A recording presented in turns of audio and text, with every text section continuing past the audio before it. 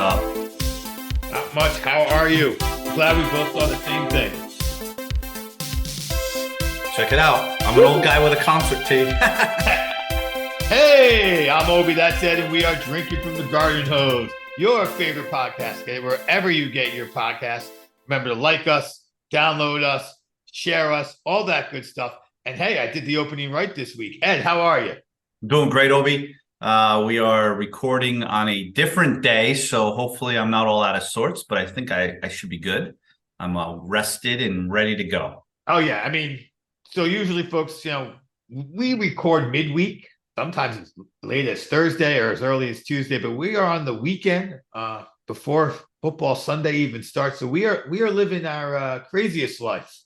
And always sober, so this will be interesting.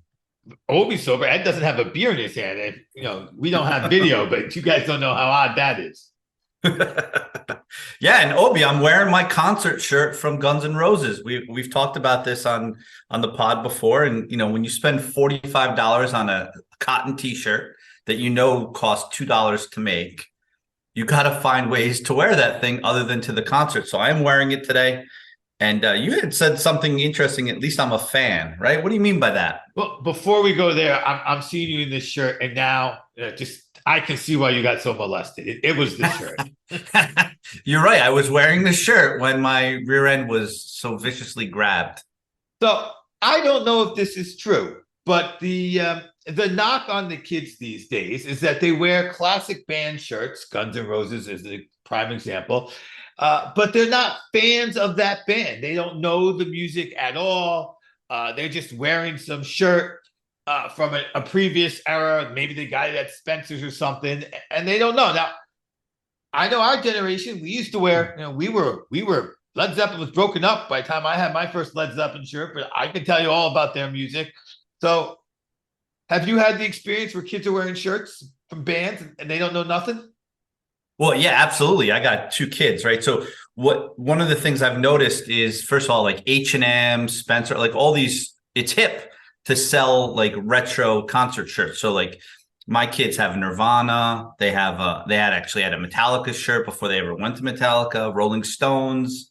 So you name it, they got concert shirts. So what struck me when you mentioned that is that my youngest daughter went to high school a couple of weeks ago and she stole her older sister's Rolling Stones shirt, and she was wearing it, and her world history teacher calls her out in the middle of class and says, by the way, I have a rule. I want everyone to, it's like the first week of school. I have a rule I want everyone to know. Alex, stand up. And Alex stands up wearing a Rolling Stones shirt. And he says, if you're going to wear a concert shirt in my classroom, you need to know at least 3 songs, because if you don't, you're getting detention. And so he gave Alex a pass. Alex did not know 3 Rolling Stones songs, which is embarrassing, by the way. It's embarrassing as a Rolling Stones fan. But so that's what struck the chord, is that, yeah, obviously it's a thing that kids wear concert shirts and don't know anything about the band. So here, I'm going to give my take on this. First of all, it is conceivable, let's be honest, that you could get a shirt that has a saying and a picture and not even know it's a band, right? Like you could be like, oh, like, I love that cross with the skulls like you have there going on with the Guns N' Roses. I don't know what Guns N' Roses means, but I like that picture. So it's possible a kid could literally buy a shirt they see, a printed shirt, without even understanding the reference.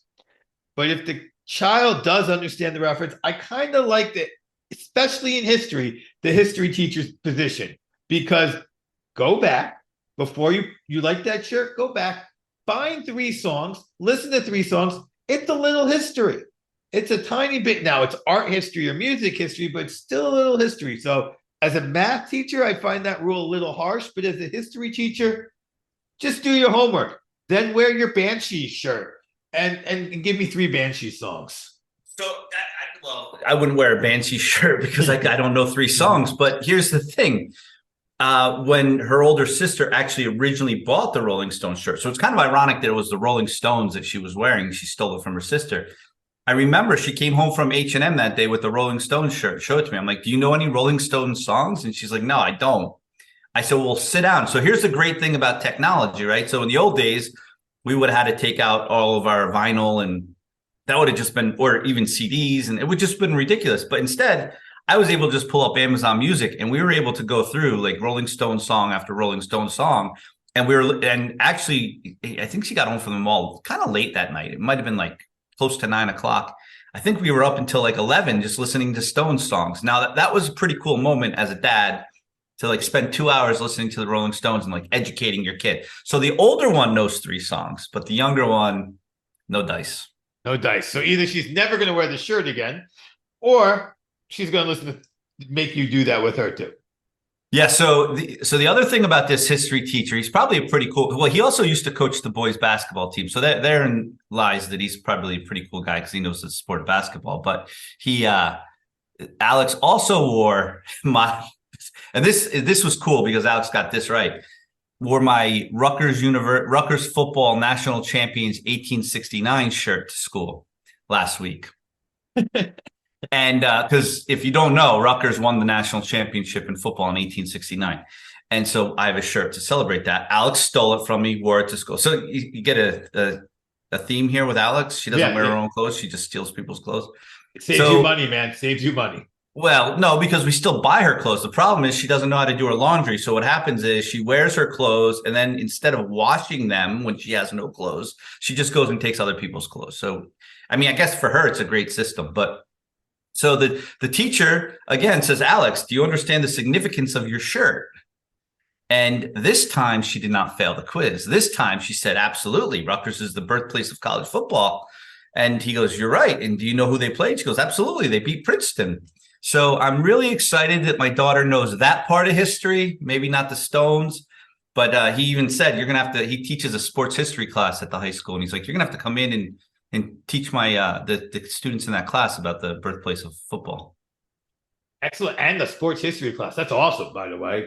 Shout out to your high school system there for having a sports history class.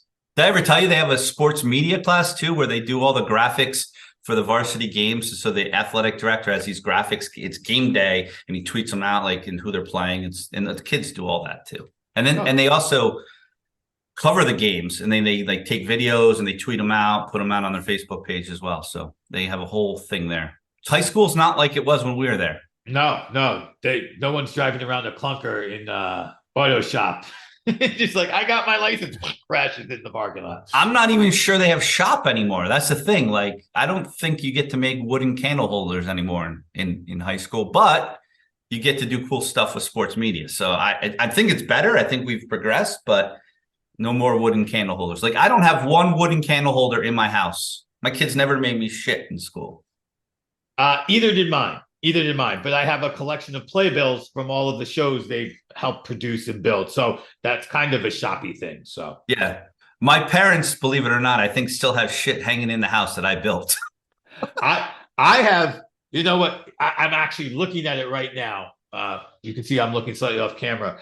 My son built a shelf in one of his college classes that he brought home, and I'm eventually going to hang up on the wall as a useful shelf. So what?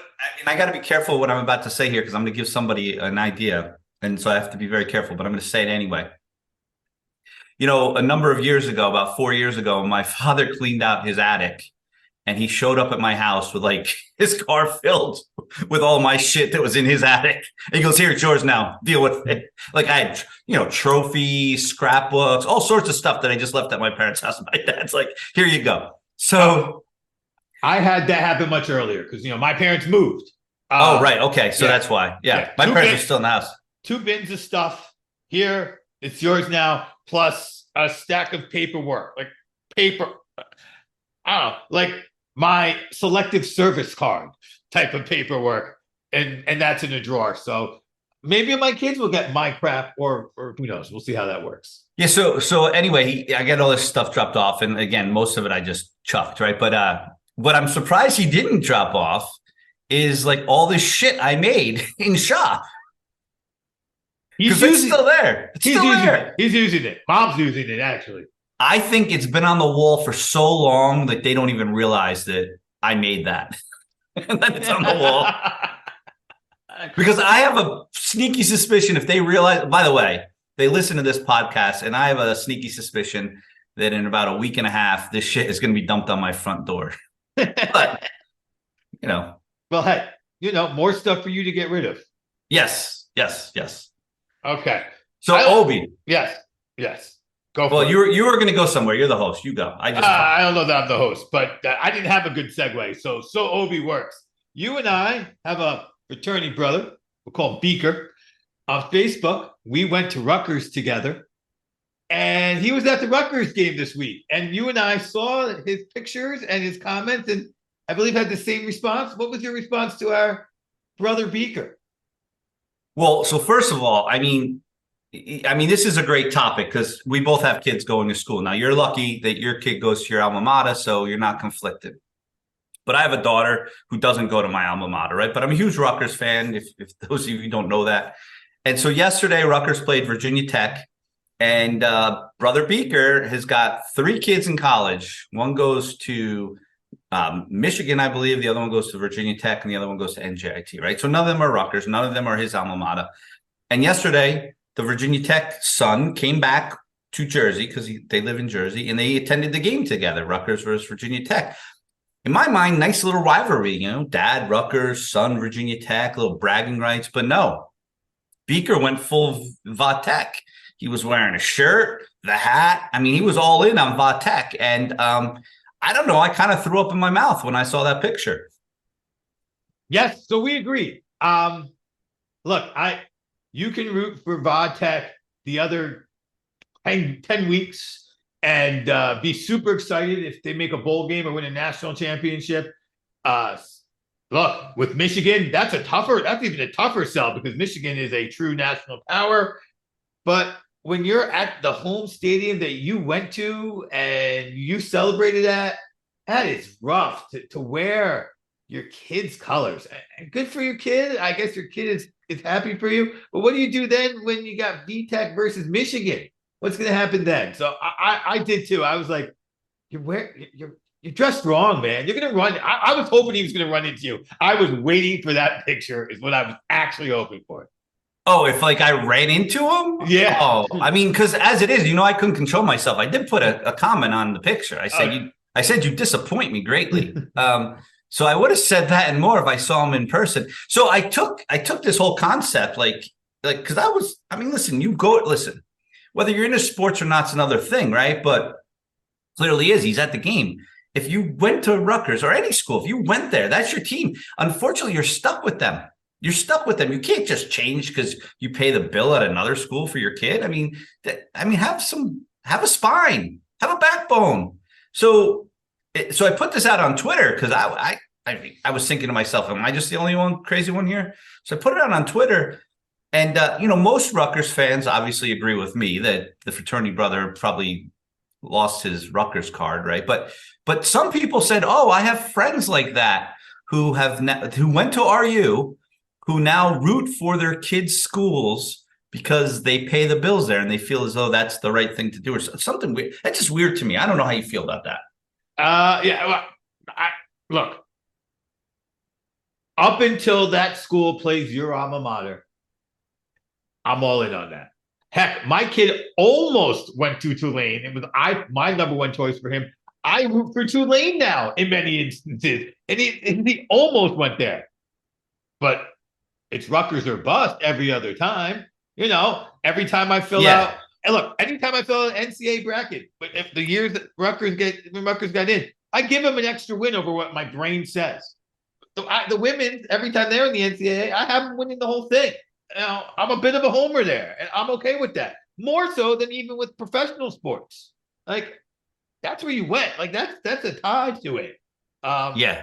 I agree. And this whole thing about because you're paying the bills at your kid's school, well, unless you were fortunate, I paid the bills at my school. So I paid them at both places. Obviously I'd help. Again, my parents listen to this. I don't want to get in trouble. I have absolutely had a lot of help, but I had a big balance when I got out. But yeah, I don't get it. So I am in a unique situation though, right? Because my situation, my daughter goes to another school, but she plays on one of the teams. So somebody said to me on Twitter, oh, does his kid play on the Va-Tech team? Like that is the only caveat. If your kid 100% agree. 100% agree. Playing for Virginia Tech against your alma mater, you are allowed to root for Virginia Tech in that game. And I Yes. think you're allowed to root for Virginia Tech in every game that your kid is playing in. As soon as they graduate, you have to go back to rooting for Rutgers against Virginia Tech. That's my rules. And, of course, it's my podcast, so it's my rules. Yeah, that I am going to say if your kid is an active athlete in either basketball or football, you can take that school on as your new school. Now, to Tom Anir, who gave his real name, sorry. Well, you can't say his nickname. His real name is better than his nickname. I mean, we'll get fined by the FCC if you give his nickname. Right. So it's not Beaker, that's for sure. So he like his situation. His kid is a Division I athlete at Penn State for track. So for the time being, he can be a Penn State fan, but afterwards, I think at least in football, he should probably go back to RU. But I haven't seen him root for a college game other than his son at all. So. But his situation is a little different, where it's well, he's an artist. He doesn't even know sports. Like he's Oh, come on! Now that man's a huge Buffalo Bills fan, and he does seem to talk a good football game. So I'm going to disagree with you. He's able to combine his arts with sports. You think so? You think he knows what he's talking about, or you think he just reads something and then he cut and pastes it and puts it on Facebook to make it sound like he knows what he's talking about? If he's doing that, he's read enough that he's absorbed some. Okay. Through osmosis, apparently. If nothing else, but I'm going to give him the benefit of the doubt. I think he is a real, true, diehard member of the Bills Mafia. And he might be one of those people who knows specifically about his own team and only his own team. And the other 30, but no, I think he is a diehard, real-life Bills Mafia fan, artist or not. Yeah, that whole Bills Mafia thing is weird. Anyway, this isn't a sports podcast, so it was more about fandom, alma mater.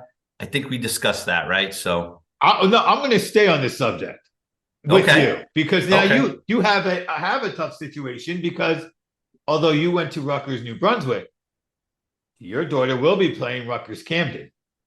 Well, and Rutgers Newark, by the way. And okay, so the two satellites, and now that's a different situation altogether.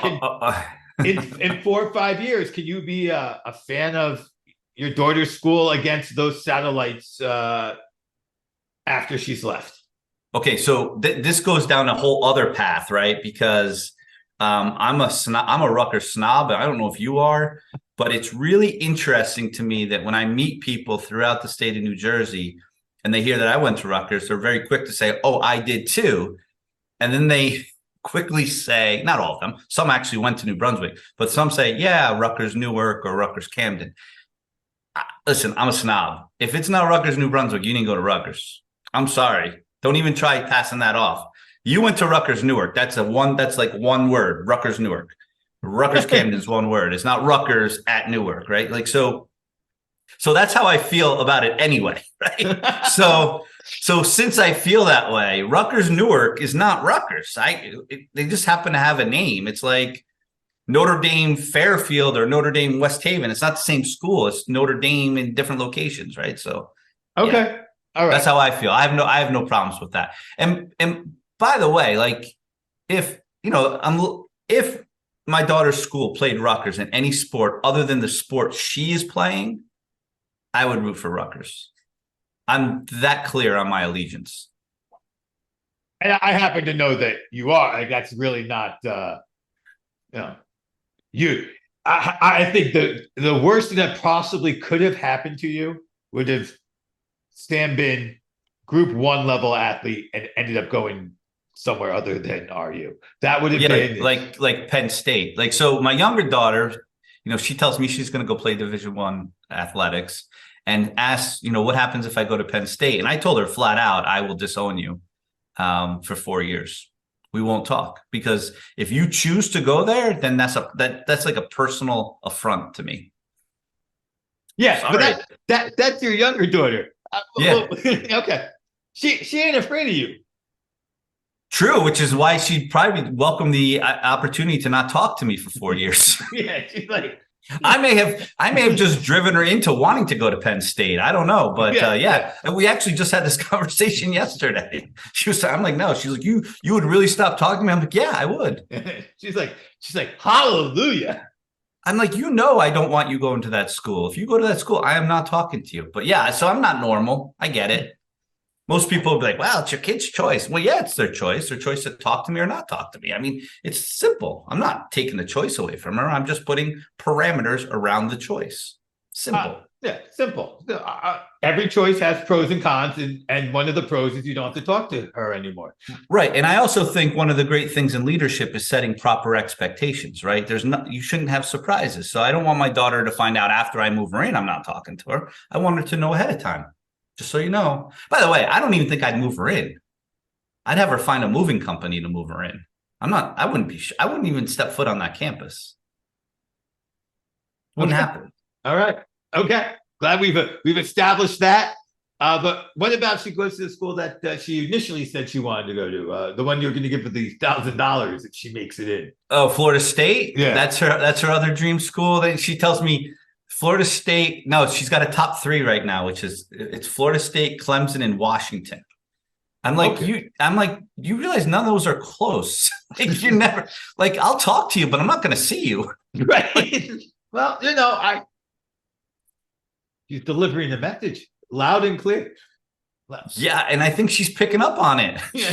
She's got a top 3 of Florida State, Clemson, and Washington. He's like, okay, nowhere near here. Good. She's like, well, South Carolina is the closest. I'm like, yeah, it's like an 8-hour drive. That's not close. Okay. Yeah. So, but we'll see where she goes. Kids, she's only in 9th grade, right? So she's got a lot of time to figure it out.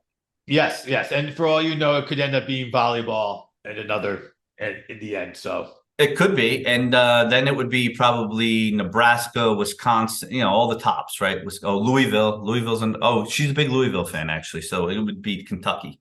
Okay. Which that's not close either. No, she doesn't. Ed, she is telling you, entering her first year of high school, these are the last 4 years I'm going to be around you. That's what she's telling you right now. Oh, I think changed. She's made it clear. So.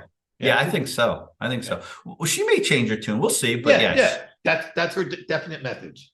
Yeah, she's not afraid of at least setting expectations for her parents as well. Well, because her father has told her setting expectations is important part of being a good leader. So she is setting those for you now. Listen, setting goals, work ethic. I'm a real peach to be around.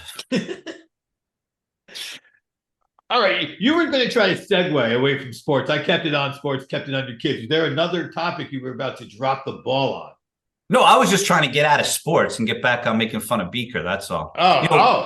As I said on Twitter, and this might be the last thing we need to say, but as I said on Twitter, I said, this is the same guy who lit shots of 151 on fire and then spilt them all over himself. So clearly judgment isn't his strong suit.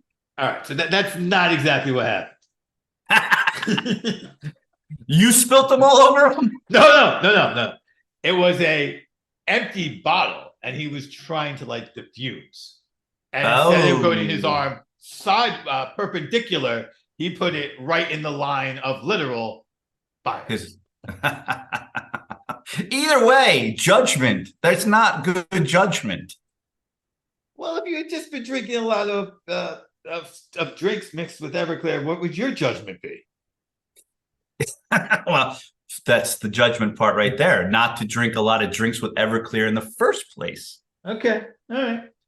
Proper judgment. Yeah. So, but by the way, the tweet is much better the way I wrote it about lighting them on fire and then spilling them on himself, as opposed to the way you just told it. So again, as I've said, let the truth get in the way of a good story. Good story. Exactly. And I think most of our listeners know that about me. Yeah. Yes. But I was just setting the record straight on this one. Okay. Because I knew it and I had the record. Yeah. That's all. And we did give feedback on the last episode that story about my car getting urinated on was a story that I hadn't even told I didn't even tell my roommate. Like I never told anybody that story, apparently. Oh, I got feedback on that story also. You're not going to like this feedback, but I got feedback on that story. Of course. What, do I ever like any of the feedback, Obi? It's always anti-ed feedback. It wasn't anti-ed as much as that was an escalation, but an appropriate escalation was the feedback I got. It was an appropriate escalation. And this person thought that, not that it was even, it's not even, but it was an appropriate escalation. Which means that I should have escalated on top of that. Like I should have lit his car on fire. You either A, could have escalated, or B, said, you're ahead, but I'm going to live with it. Or C, hold a grudge. Yeah, right. So funny story on that. You're right. And I choose C. So I don't know, when you were in school studying for the SAT, did you ever hear the story, like always guess C? C is the most often answer on multiple choice. So it when in doubt, guess C. Yeah. So I always tell my kids that, right? I always tell them that, hey, just guess C. Like if you don't know what you're doing, guess C. So my youngest daughter gives me a lecture the other day when she gets out of school. She goes, oh, Dad, by the way, just want you to know, I listened to you and I guessed C and it was the wrong answer. I'm like, well, you were guessing. You were screwed anyway. Don't blame me. For all of those students out there who have heard this story, it doesn't matter what letter you guess, but today, pick a letter and always use it, because statistically, you have a better chance of always picking one and having it land than you trying to guess while it's moving itself. So pick a letter, use that letter, whatever letter it's going to be. I also use C, but pick one and use it. My little test-taking tip here on Drinking from the Garden Hose. Yeah, see, I'm not wrong. Pick C. Yeah, no, you're not wrong. You're not wrong. And you know, but it could be A. What you're saying is you're saying it could be A. Just always pick A. Yeah, pick your letter. Stick with that letter for life.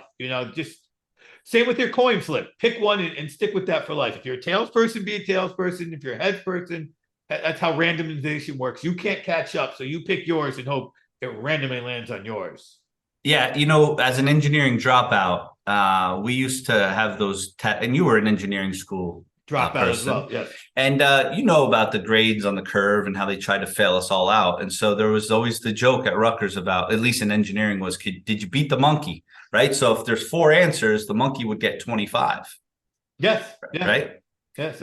And there was actual conversations that I had with people about, did you beat the monkey? That's how hard these tests were. Like there was actually a conversation you could have that you could be close to 25. I remember there was a test, a chem test, that 32 was a C/D. So a 28 was failing, a 32 was passing. That was a real life test. Yes. Monkey fails. I failed.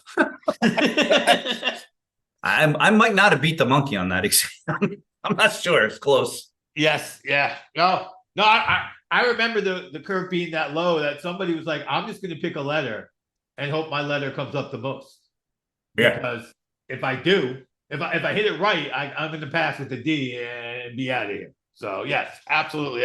Those chemistry classes in engineering were a joke. Not no joke. They were a joke. They were so hard. I remember I failed it, and then I took it into community college and easily got an A. Like easily. Like it was like you could tell that what they were doing on those tests was not the same as what they were doing on the community college test, which seemed harder because it wasn't multiple choice. You had to actually know what you were doing. Yeah. But it was an easier test than the multiple choice test, which is just like, sorry. Yeah. I don't think unless you went to engineering school, I don't think anyone understands the craziness of those exams. Yeah. I don't think anyone gets it. No. Like how ridiculous it was that you could get a 32 and cruise with a C. Right. Yeah. Well, that was the bell curve. The bell curve was so bad that the monkey barely failed. Yeah. Or Ed barely failed.